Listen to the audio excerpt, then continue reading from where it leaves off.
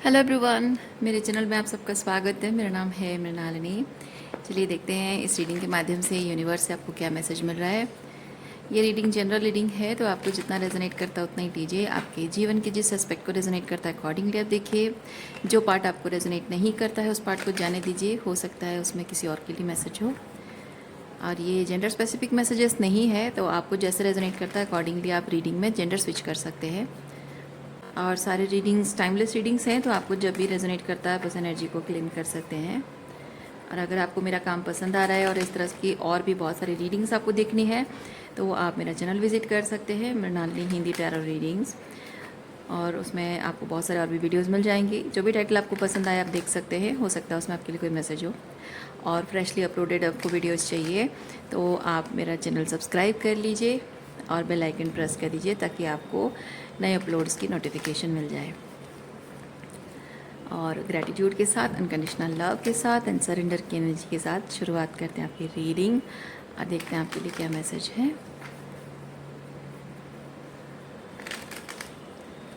Okay,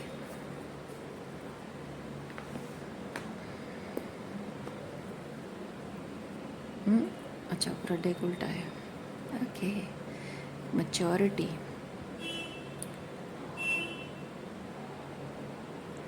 maturity, चलिए देखते हैं मैच्योरिटी के रिलेटेड क्या मैसेज है। ये ओवरऑल एनर्जी है आपकी। आप इस वक्त आपकी एनर्जी ऐसी, आप पास्ट में कैसे थे हम उसकी बात नहीं कर रहे हैं। इस वक्त आपकी एनर्जी ऐसी कि आप हर चीज़ को बहुत ही प्रैक्टिकल पॉइंट ऑफ व्यू से देख रहे हो। इमोशनल पॉइंट ऑफ व्यू से आप चीज़ों को अब नहीं देख रहे हो। अब मैंने इसलिए कहा क्योंकि हो सकता है कि पास्ट में आप हर चीज़ को बहुत ही भावनात्मक, भावुक होकर सोचते थे और विचार करते थे। भावनात्मक पॉइंट ऑफ व्यू से आप हर चॉइस और डिसीजन किया करते थे, लेकिन अब बहुत ज़्यादा प्रैक्टिकल हो गए हैं आप। तो प्रैक्टिकल होना कोई बुरी बात नहीं है, या भावुक होना भी कोई बुरी बात नहीं है, लेकिन ये जो बहुत ज़्यादा प्रैक्टिकल होना, चीज़ों को लेकर बहुत ज़्यादा सीरियस हो जाना, वो कुछ झटके आपको मिले हैं। कुछ झटके मिले हैं जिसकी वजह से ये हुआ है। पहले पहले ऐसा नहीं था। तो जाहिर सी बात है, मुझे लगता है कुछ आपकी ज़िंदगी में कुछ ऐसा हुआ था जिसकी वजह से आप इमोशनली बहुत डिस्टर्ब रहा करते थे, शायद इसीलिए। क्योंकि इंसान जब इमोशनली बहुत डिस्टर्ब होता है ना, तभी वो बहुत भावुक होकर हर चीज़ को देखता है। क्योंकि इमोशनल हर्ट जो उसको मिलता है वो हर हर इंसान की हर बात में, हर बिहेवियर में वो यही बस सोचता है। वो सर्वाइवर मोड में जीता है, तो वो हर बात में ये सोचता रहता है कि कहीं ये मेरा कुछ बुरा तो नहीं चाहता है, कहीं ये मुझे हर्ट तो नहीं करेगा, कहीं ये मुझे धोखा तो नहीं देगा, कहीं ये मेरे साथ कोई माइंड गेम तो नहीं खेल रहा है, कोई कहीं ये मुझे मैनिपुलेट तो नहीं कर रहा है। तो ऐसा सोचना जाहिर सी बात है, कुछ पास अतीत के कुछ बुरे एक्सपीरियंस आपको मजबूर कर देते हैं। लेकिन अब चीज़ें बदल गई हैं, यानी कि आपका ट्रांसफॉर्मेशन हुआ है, हीलिंग हीलिंग हुई है आपकी। यस, आपके लव लाइफ में शायद ऐसा हुआ है। ये सिर्फ लव लाइफ ही नहीं है, लवर्स एनर्जी बेसिकली है इमोशनली। जो लोग इमोशनली बहुत intimate connection, emotional intimate connection जिनका साथ आपका है, जैसे आपके पेरेंट्स हैं, सिबलिंग्स हैं, आपके अपने बच्चे हैं, या फिर आपका रोमांटिक पार्टनर है, चाहे वो बॉयफ्रेंड गर्लफ्रेंड हो या फिर स्पाउस हो।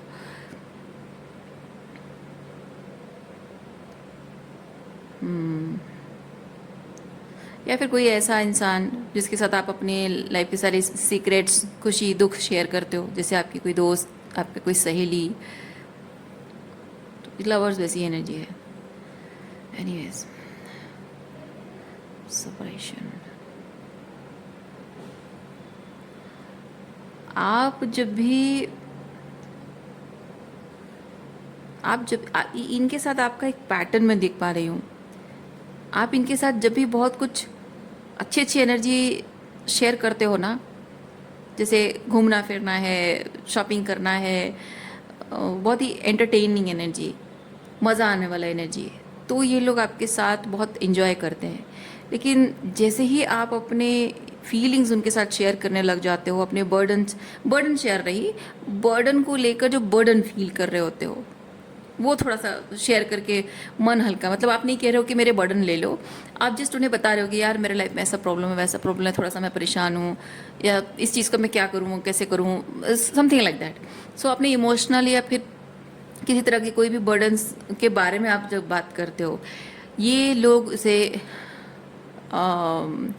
पसंद नहीं करते हैं।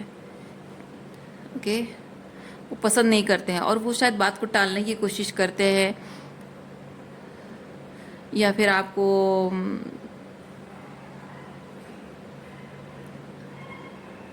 क्योंकि इस कार्ड में मैं ये चीज़ फील करती हूँ कि वो कुछ ऐसी बातें बोलते हैं या कुछ इस तरह से बिहेव करते हैं जो कि आपको लगता है कि वो आपकी इमोशनल इंटेंसिटी से भागने की कोशिश कर रहे हैं। मैं इससे वो चीज़ फील कर रही हूँ। ओके,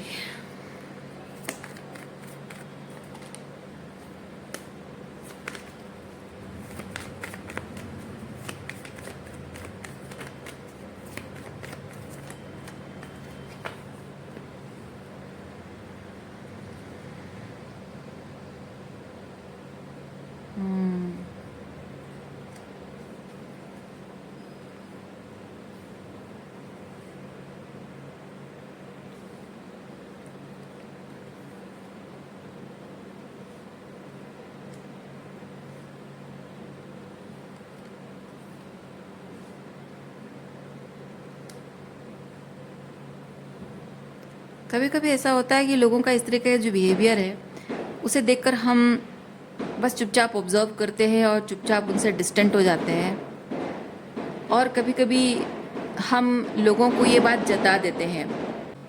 ऐसा बोलने से क्या होता है, सामने वाला फील करता है कि अब वो एक बैड गाय की तरह दिख रहा है, तो उसका इंटेंशन ये हो जाता है कि वो बैड गाय की तरह ना दिखे,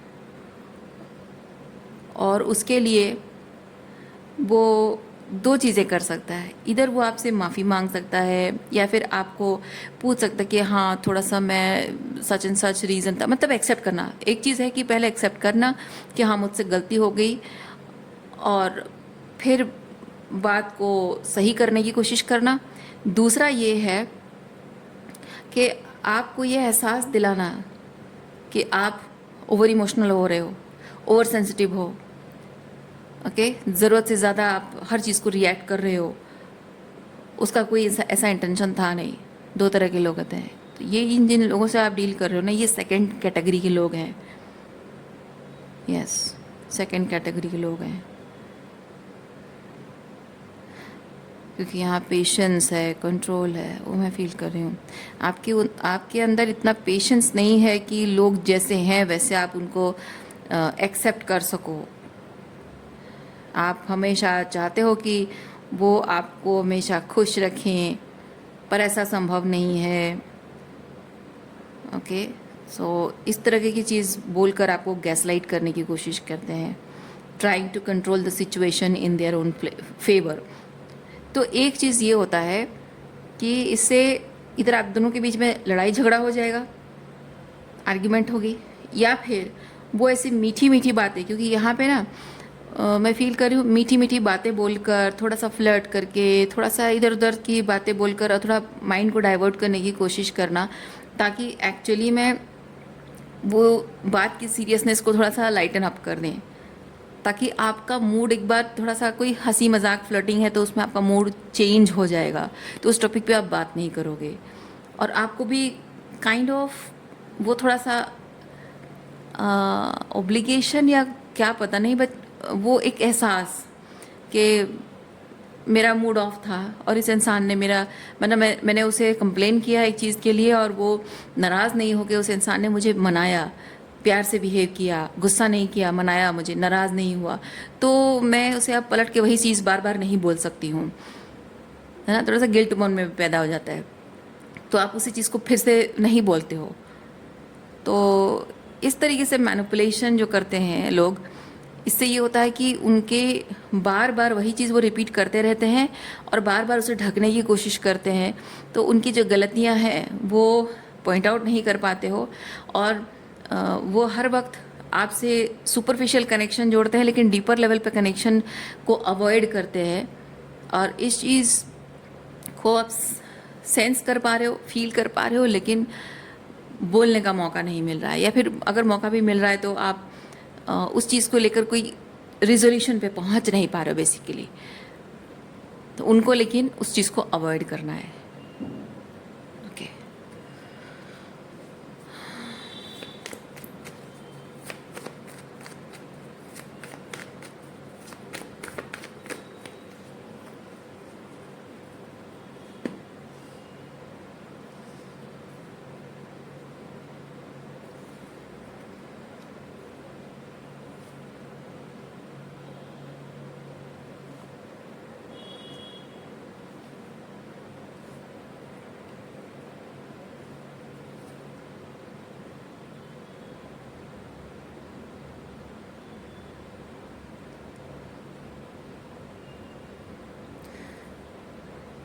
ये ये जो पैटर्न की मैं बात कर रही हूँ, ये पैटर्न जब आप ब्रेक करते हो तो सिनेरियो कैसा दिखता है कि आप बोलना बंद कर देते हो, है ना। जब तक आप बोल रहे हो that means you still care, या फिर ये कह सकते हैं कि you still expect, you are still hoping from the for a change from the other person.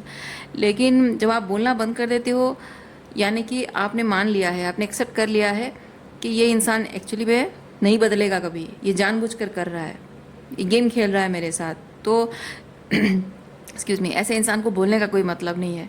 तो जैसे ही आप ये चीज़ एक्सेप्ट करने लग जाते हो, तो धीरे धीरे आप अपनी एनर्जी को वहाँ से विदड्रॉ करने लग जाते हो। एकदम से तो नहीं हो पाता है, पर धीरे धीरे हो जाता है। कभी कभी कुछ सिचुएशन में पूरी तरह से होता है, कभी कभी धीरे धीरे होता है।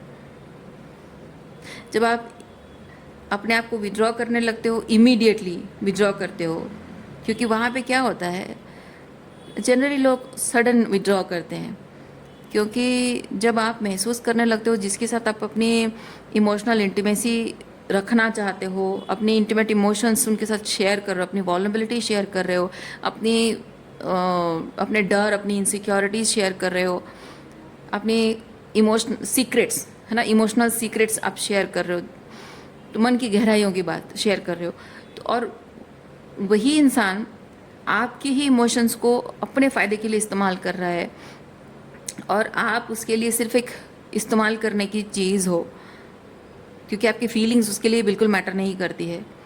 और आपको जब एक सुनने के लिए दो कान मिल रहे हैं, इसलिए आपको लगता है कि वो ट्रूली केयर करता है, और वो सिर्फ आपको सुनने के लिए दो कान देता है, लेकिन उसमें सुनाई कुछ नहीं देता उसे, वो सिर्फ एक प्रेजेंस आपको देता है, ये जताने के लिए, ये मैनिपुलेट करने के लिए कि yes I am there with you. पर असल में वो कभी कुछ सुनता नहीं है, ना ही कुछ समझता है, क्योंकि वो सुनना नहीं चाहता, समझना नहीं चाहता है। तो ये जो अनसेफ अचानक से आपको जैसे रियलाइज़ हो जाता है, आपको ऑल ऑफ ए सडन वही इंसान जिसे आप सेफ फील करते थे, वही इंसान आपको सबसे अनसेफ इंसान लगने लगता है, और उसी इंसान से आपको सब खतरा लगने लगता है। तो आप इमीडिएटली अपने आप को इमोशनली प्रोटेक्ट करने के लिए विड्रॉ करते हो इस इंसान से। तो इमीडिएट विड्रॉल इस इंसान को एक सिग्नल देता है कि आप मतलब एक मौका देता है, सिग्नल भी देता है, मौका भी देता है। तो वो ये समझता है कि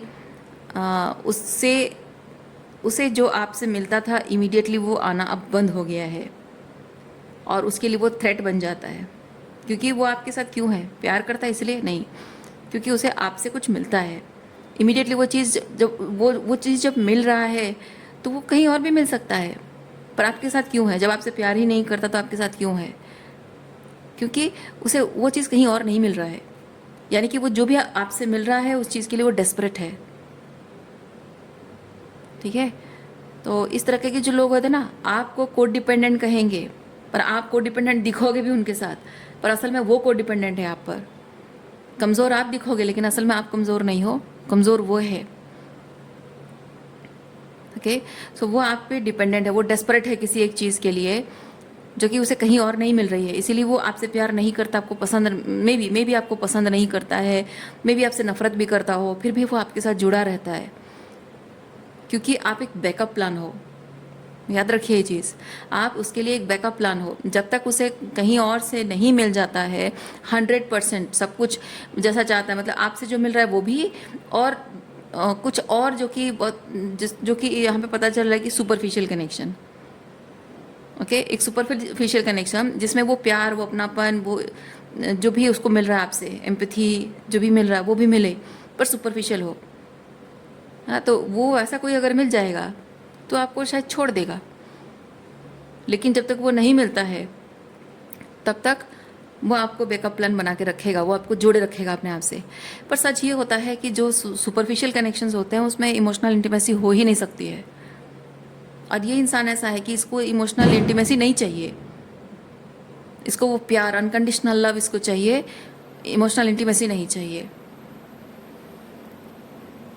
तो एक सेफर डिस्टेंस पर खड़ा होकर ही आपसे रिश्ता बनाए रखना चाहता है, और जैसे ही आप ये रिश्ता तोड़ देते हो उसके लिए वो एक थ्रेट बन जाता है कि उसे जो मिल रहा है वो नहीं मिलता है, and immediately the person starts blaming you कि हाँ आप तो ऐसे ही हो, और इसीलिए मैं आपके साथ करीब नहीं आता, इमोशनली करीब नहीं आता हूँ, और मुझे पता था कि तुम ऐसा करोगे, मुझे पता था कि तुम मुझे छोड़ के चली जाओगी, तुम तो एक ना एक दिन मुझे छोड़ के चली जाओगी, मुझे पता है।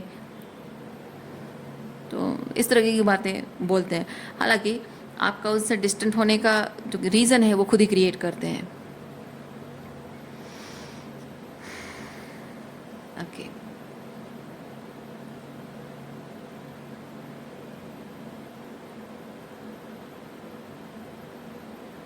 Postponement, postponement, 4 of Swords energy, 4 of Swords energy थोड़ा सा रुकना, रुकना और चीज़ों को समझना।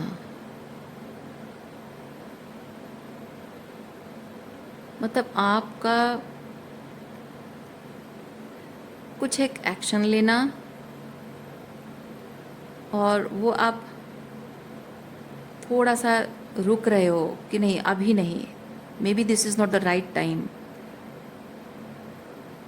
इसको थोड़ा क्लैरिफाई करते हैं, ये क्यों आया है, may be it's not the right time वाला मैसेज आ रहा है, पर किस चीज़ के रिगार्डिंग है, चलिए देखते हैं।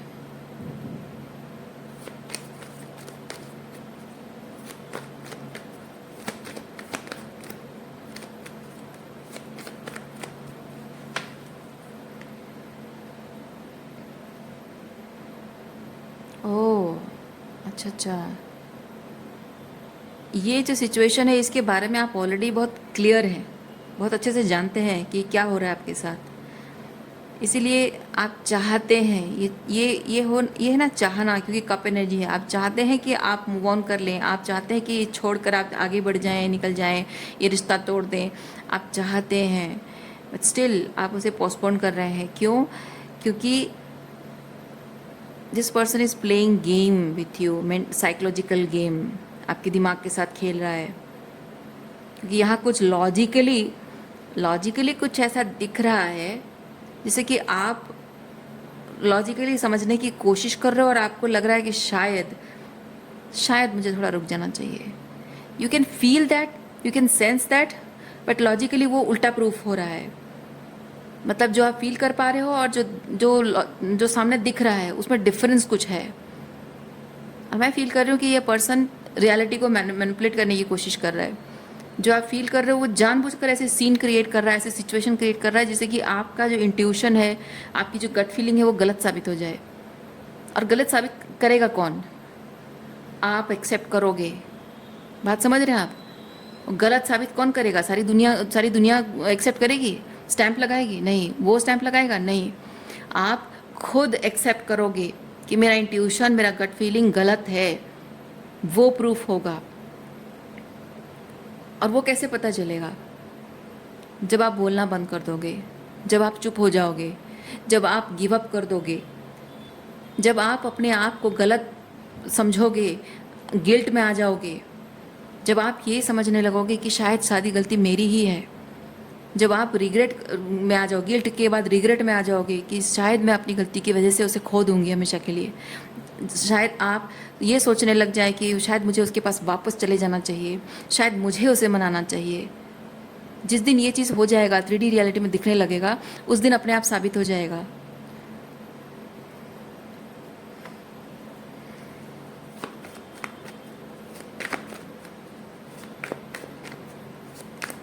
ये पर्सन जानता है, ये पर्सन जानता है कि वो आपके साथ क्या कर रहा है,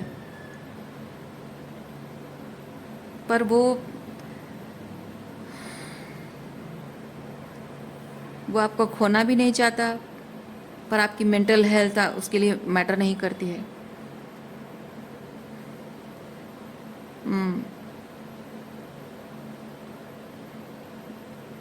आप इस तरह की एनर्जी में हैं, एक फेमिनाइन जो बहुत ही फ्लरिशिंग एनर्जी में है, बहुत ही अबंडेंट एनर्जी में है।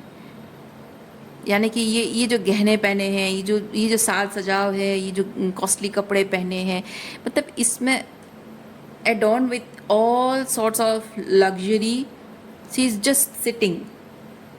लेकिन यहाँ एक जो औरत है, ये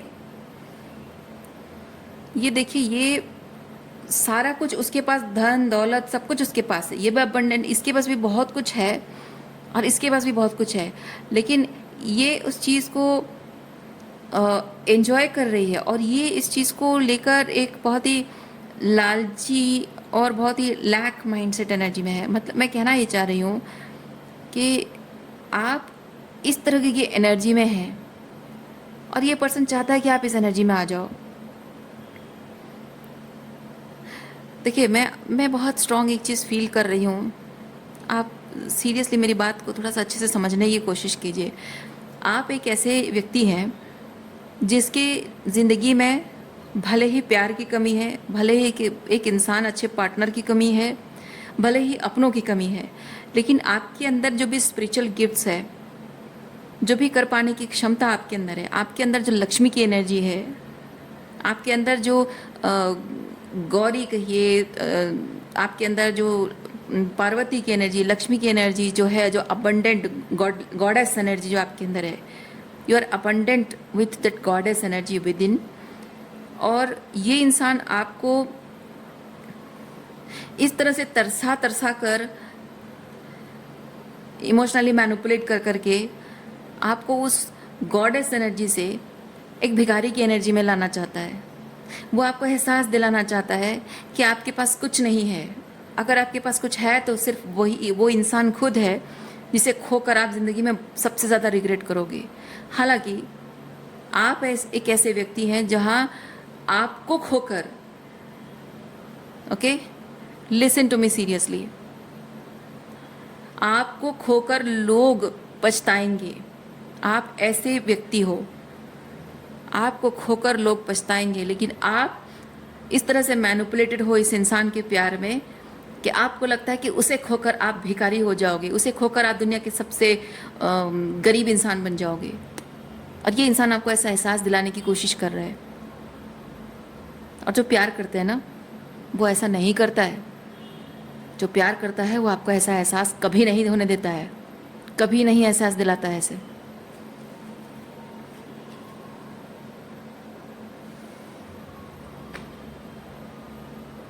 और मैं गारंटी के साथ कह सकती हूँ, इस इंसान से जब आप शादी कर लोगे ना, आपके जीवन में सबसे बड़ी मतलब विपदा है ये इंसान, सबसे आपके जीवन में सबसे बड़ा विध्वंस है ये इंसान। क्योंकि आपको ज़िंदगी भर प्यार के लिए तरसाएगा, ज़िंदगी भर आपको हर खुशी के लिए तरसाएगा, आपको गरीब जैसा, आपको हमेशा एहसास दिलाएगा कि उसके प्यार के लिए आपको भीख मांगने की ज़रूरत है, आपको गिड़गिड़ाने की ज़रूरत है, आपको उसके पैरों पर गिरकर उसके धूल चाटने की ज़रूरत है। ये ज़िंदगी भर आपको एहसास दिलाएगा ये इंसान। और जो क्योंकि ये आप फेमिनिन एनर्जी में है, इसलिए मैं कह रही हूँ, जिस औरत की कद्र मर्द नहीं करता है, जिस औरत को कोई मर्द अगर इस तरह से अपने स्लेव बना के रखना चाहता है, नौकरानी बना के रखना चाहता है, जो मर्द एक औरत को एहसास दिलाना चाहता है कि तुम एक भिखारी हो, मैं बहुत बड़ा एम्परर हूँ, यानी कि मैं बहुत अबंडेंट इंसान हूँ और तुम मेरे मुझसे दया की भीख लोगे तभी तुम सरवाइव कर पाओगे, वो औरत का प्यार डिज़र्व नहीं करता है। वो औरत का प्यार डिज़र्व नहीं करता है। और जानिए कि उसकी माँ की परवरिश बहुत गंदी हुई है, बहुत गंदी परवरिश दी है उसकी माँ ने उसे।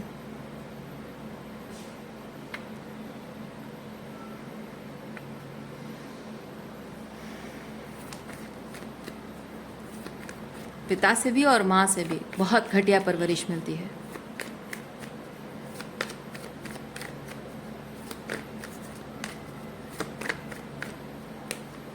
माँ से इसलिए कह रही हूँ क्योंकि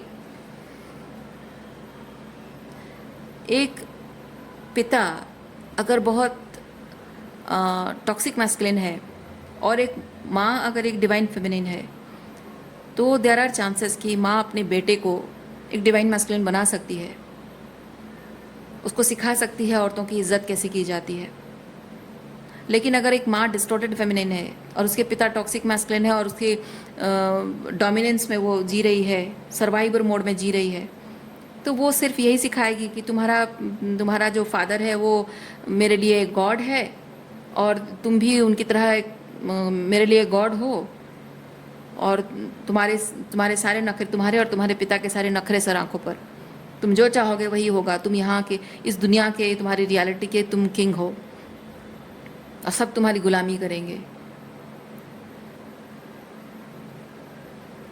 आप देखना, कोई कोई माएँ होती हैं घर की बेटियों को दुनिया भर के सारे संस्कार सिखाएंगी, सारी परंपराओं को निभाना सिखाएंगी, सारे अलग अलग टाइप की डिशेस बनाना सिखाएंगी और हर तरह की रीति रिवाज परंपराएं सब निभाना सिखाएंगी, लेकिन बेटों को अपना चड्डी उठाकर भी वहाँ धोना नहीं सिखाती हैं।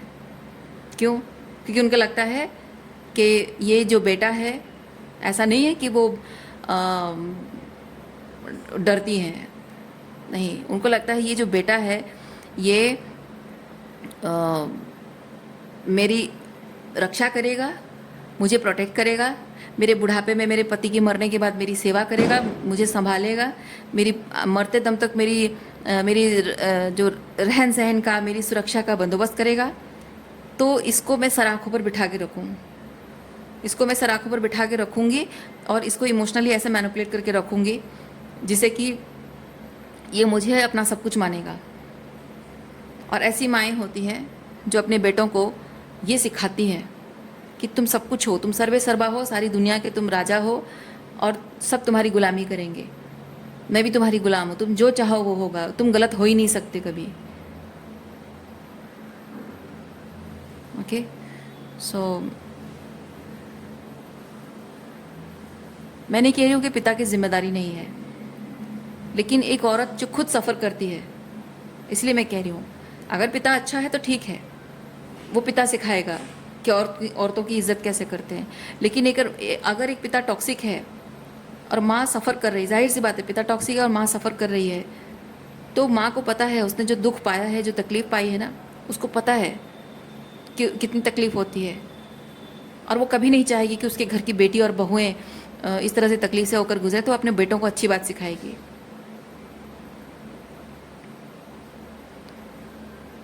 चाहे वो माँ एम्पावर्ड हो या ट्रॉमाटाइज्ड हो, जो तकलीफ़ है, जो भी इंसान को तकलीफ़ हुई होती है, वो कभी भी दूसरे को तकलीफ़ देना नहीं चाहता है। तो जो टॉक्सिक मदर्स होती हैं वही सोचती हैं कि मैं अगर तकलीफ़ में रही हूँ, मेरी सास ने, मेरे ससुर ने, मेरे घर वालों ने, मेरे ससुराल वालों ने मुझे अगर तकलीफ़ दी है, मैंने इतना सहा है, तो मेरी बहू भी सहेगी। उससे उनके ईगो, टॉक्सिक मैस्कुलिन ईगो को आराम मिलता है, सुकून मिलता है उन्हें।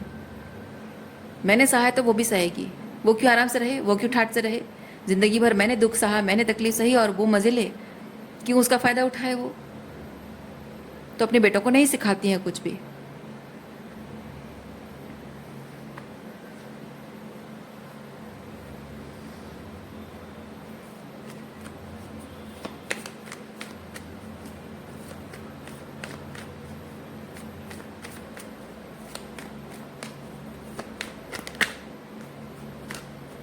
और मैं फादर की जिम्मेदारी क्यों नहीं कह रही हूँ, I am not supporting the father. मैं नहीं कह रही हूँ कि फादर बहुत इनोसेंट होते हैं, उनको पता नहीं होता है, नहीं, ऐसा नहीं है। उस फादर को उसकी माँ ने भी नहीं सिखाया है, उसकी माँ ने भी एग्जाम्पल सेट किया हुआ है। ये चलता आ रहा है, ये पैट्रियार्की का जो डोमिनेंस है ना, ये चलता आ रहा है और हमेशा चलता रहेगा। इसको ब्रेक करना, उसकी जिम्मेदारी किसकी है? औरतों की है। औरतें जब अपने लिए स्टैंड नहीं लेंगी, अपने अधिकारों के लिए स्टैंड नहीं लेंगी और अपनी जैसी दूसरी औरतों के लिए अगर स्टैंड नहीं लेंगी, तो फिर ये पैट्रियार्की का जो डोमिनेंस है उसे ब्रेक कौन करेगा? क्योंकि पैट्रियार्की चलती है पुरुषों से, और पुरुषों के पावर के आगे झुकने वाली महिलाएं भी पैट्रियार्की की स्लेव होती हैं। और जब पुरुष ही अत्याचार करते हैं, पुरुष समाज में मैस्कुलिनिटी जब अत्याचार करता है, तो फेमिनिटी को जागना होगा। फेमिनिटी एक चीज़ ऐसा है ना कि पुरुषों की जिम्मेदारी होती है, मैस्कुलिन्स की जिम्मेदारी होती है फेमिनाइन्स को emotional safety, physical safety, financial safety provide करना, उसको सेफ महसूस कराना मैस्कुलिनिटी की जिम्मेदारी है। लेकिन वो जो जिम्मेदारी, वो पावर एंड प्रोटेक्शन, अपनी पावर का इस्तेमाल करके प्रोटेक्शन प्रोवाइड करने की जो पावर उनके हाथ में होती है, जो अधिकार उनको दिया जाता है, वो उसे एक्सप्लॉइट करते हैं। और वही डोमिनेंस, वही पावर प्ले उन्हीं औरतों के ऊपर अप्लाई करते हैं, क्योंकि औरतें फिजिकली कोमल होती हैं, वीक नहीं होती हैं, कोमल होती हैं। और उसी कोमलता का, उसी इमोशनल एम्पैथी का, इमोशनल सॉफ्टनेस का फ़ायदा उठाते हैं, क्योंकि दुनिया भर में वो दूसरे मैस्कुलिन एनर्जी से फाइट नहीं कर पाते हैं। अपना गुस्सा, अपना फ्रस्ट्रेशन औरतों पर उतारते हैं, मतलब कमज़ोर लोगों पर, फिजिकली कमज़ोर लोगों पर उतारते हैं।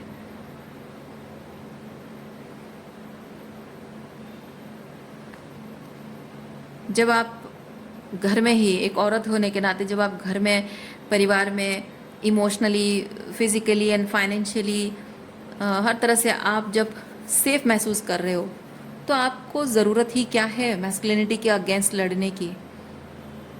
क्योंकि समाज में बैलेंस तभी होता है जब पुरुष और स्त्री एक दूसरे के साथ खड़े हों, एक दूसरे के अगेंस्ट खड़े होने के लिए नहीं है। तो समाज में असंतुलन बन जाता है। जब साथ मिल के खड़े हों, तभी जाकर समाज में संतुलन बना रहता है। पर वो तभी हो पाएगा जब वो एक दूसरे को अपना दुश्मन ना समझे, एक दूसरे के साथ जुड़कर को क्रिएशन की एनर्जी मतलब को क्रिएशन के लिए बने हैं, जब वो माने, एक्सेप्ट करें, तभी जाकर कुछ अच्छा हो सकता है समाज में। लेकिन को क्रिएशन का मतलब समाज में पति पत्नी का रोल क्या है? बच्चे पैदा करना? नहीं, इट्स जस्ट पार्ट। मेन चीज़ है कि समाज में बैलेंस, संतुलन बनाए रखने के लिए पुरुष और स्त्री दोनों का जो रोल है वो बहुत इम्पॉर्टेंट है।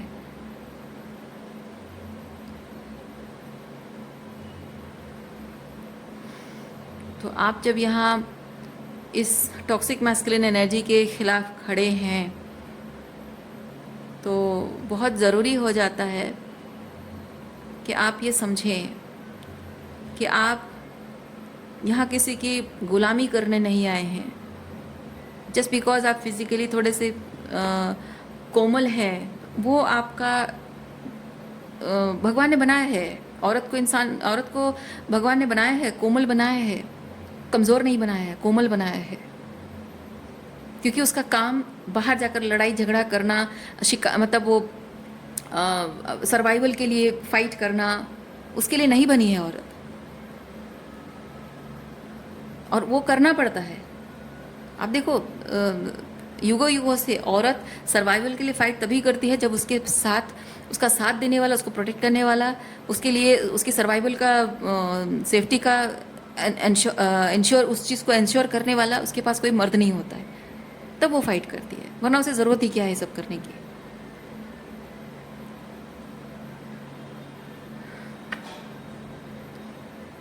आपको जब कोई आप में से जो पुरुष हैं उनको मैं एक चीज़ बता रही हूँ, एक औरत को जब आप इमोशनली सेफ फील कराते हो, हर तरह से आप उसे सेफ्टी का एहसास देते हो कि हाँ वो आपके साथ सेफ है, she can be who she is despite all odds,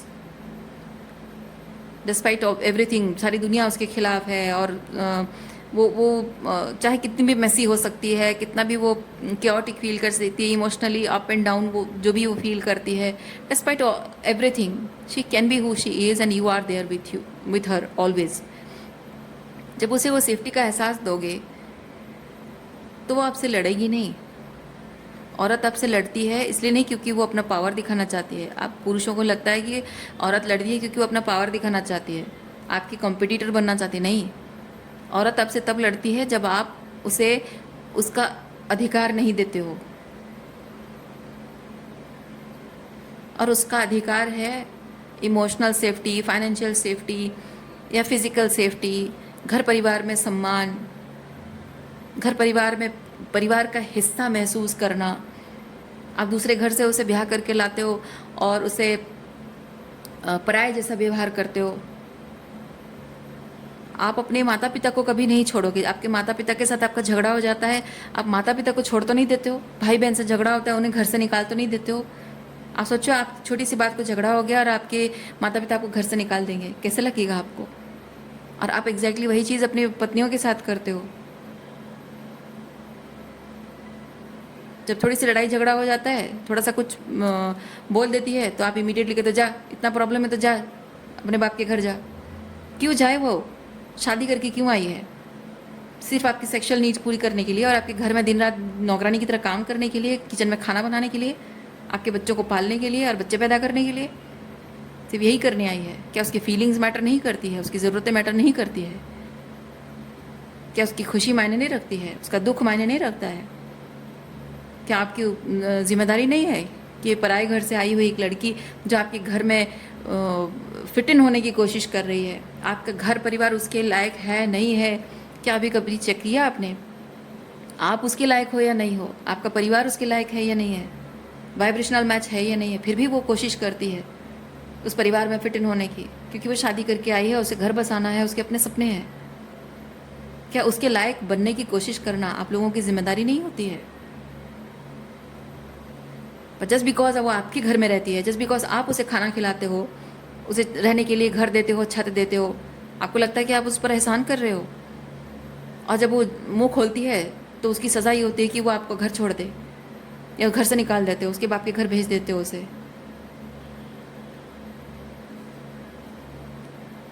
बल्कि आप लोगों को कोशिश करनी चाहिए कि जब परिवार का हिस्सा बनने आई है लेकिन वो सेफ़ नहीं फील कर रही है यहाँ पे, इसी तो बोल रही है। औरत जब सेफ़ नहीं फील करती है तब बोलती है। औरत जब उसके सम्मान के खिलाफ कुछ होता है, बोला जाता है, उसको हर्ट किया जाता है, तब वो बोलती है। और वो बोलती इसलिए है क्योंकि वो आप पर अपना अधिकार समझती है, आपको अपना मानती है, और आपसे नहीं कहेगी। जिसको अपना मानती है उसको नहीं कहेगी तो किसे कहेगी? पर आप लोग सोचते हो कह रही है मतलब कि ये बुरी है, ये झगड़ा कर रही है, ये कंपटीशन कर रही है हमारे साथ, ये पावर गेम खेल रही है हमारे साथ, मतलब कि पावर पाने के लिए कि मुझे कमज़ोर, मतलब मुझे कंट्रोल करना चाहती है। नहीं,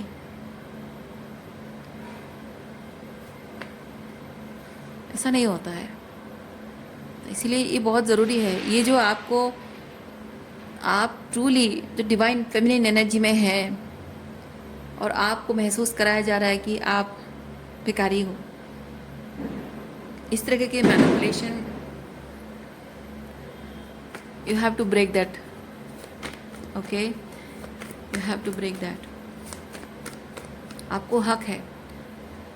जस्ट बिकॉज आप दूसरे घर से आई हो इसका मतलब ये नहीं कि आप बोल नहीं सकते, आपको हक है बोलने का। जस्ट बिकॉज आप दूसरे घर से आई हो, जस्ट बिकॉज आप ब्लड रिलेशनशिप आपका नहीं है, इसका मतलब ये नहीं कि कोई कभी भी आपको घर से निकाल दे, कोई कभी भी आपके साथ रिश्ता तोड़ दे। कोई हक नहीं बनता उन्हें रिश्ता ऐसे तोड़ देने का।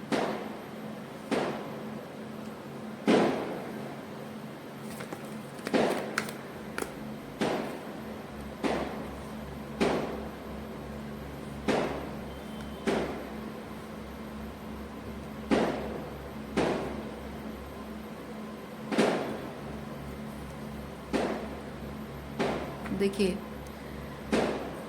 आपकी फेमिनिन एनर्जी, ये जो आपकी डिवाइन फेमिनिन एनर्जी है, एम्प्रेस एनर्जी आपकी है, उस एम्प्रेस एनर्जी में आपको आना होगा। और अपने इनर चाइल्ड को आपको हील करना होगा। ये अपने इनर चाइल्ड को आपको हील करना होगा।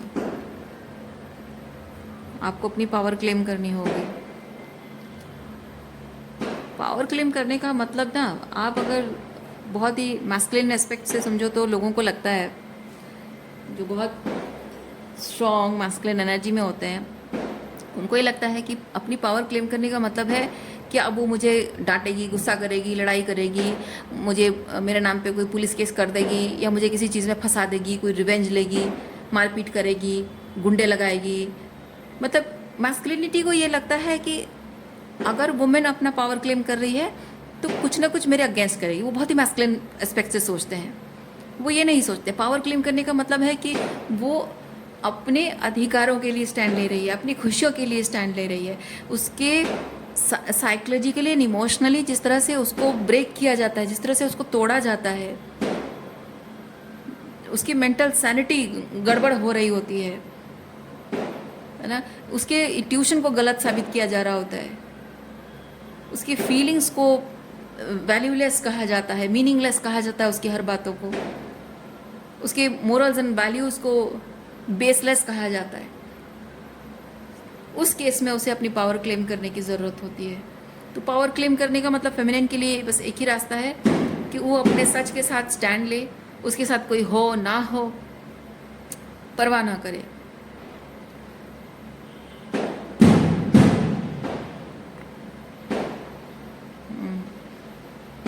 और उसकी उस इमोशनल सेंसिटिविटी को समझना मैस्कुलिन एनर्जी की रिस्पॉन्सिबिलिटी है। उसकी उस इमोशनल सेंसिटिविटी की रिस्पेक्ट भी करना, समझना, रेस्पेक्ट करना और उसे प्रोटेक्ट करना, उसे उस सेफ्टी का एहसास देना, वो मैस्कुलिनिटी की रिस्पॉन्सिबिलिटी है। रीडिंग में यहीं पे रखती हूँ। उम्मीद करती हूँ इस रीडिंग से आपको कुछ क्लैरिटी मिली हो। मैं आपको नेक्स्ट रीडिंग में मिलते, अपना ख्याल रखिए, खुश रहिए, बाय।